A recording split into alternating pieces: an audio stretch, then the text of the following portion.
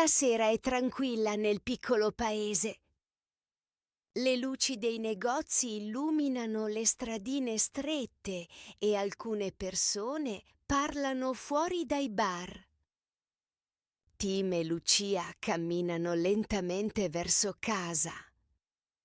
Tim guarda il cielo scuro sopra le colline. Mi piace molto questo posto, dice. Lucia sorride. Sono contenta. Per alcuni secondi camminano in silenzio. Poi Tim guarda Lucia un po' nervoso. Lucia, posso dormire con te stanotte? Lucia smette di camminare. Vuoi dormire con me? Domanda lentamente. Tim annuisce. Sì, con te, tua madre, tuo padre e tua nonna. Lucia lo guarda senza parlare. Tim sorride, sicuro di avere detto la frase giusta.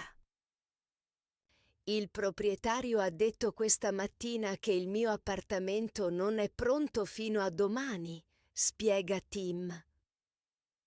Ho bisogno di un posto dove stare. Finalmente Lucia capisce. Oh, dice ridendo. Tim, vuoi dire dormire da me, non con me. Tim resta immobile.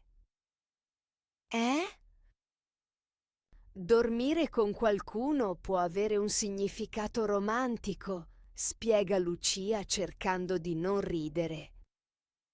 Gli occhi di Tim diventano grandi. Oh no! Lucia ride ancora di più. Tim si copre la faccia con le mani. Che figuraccia! Tranquillo, dice Lucia sorridendo. Capisco cosa volevi dire. Tim sospira.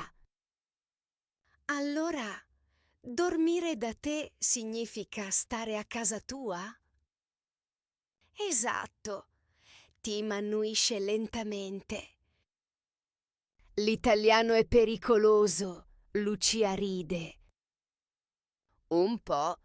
Poi Tim guarda Lucia di nuovo. Allora, posso dormire da voi stanotte? Certo, dice Lucia. Ma mia nonna probabilmente parlerà per 3 ore. Tim sorride nervosamente. Questo forse è più pericoloso.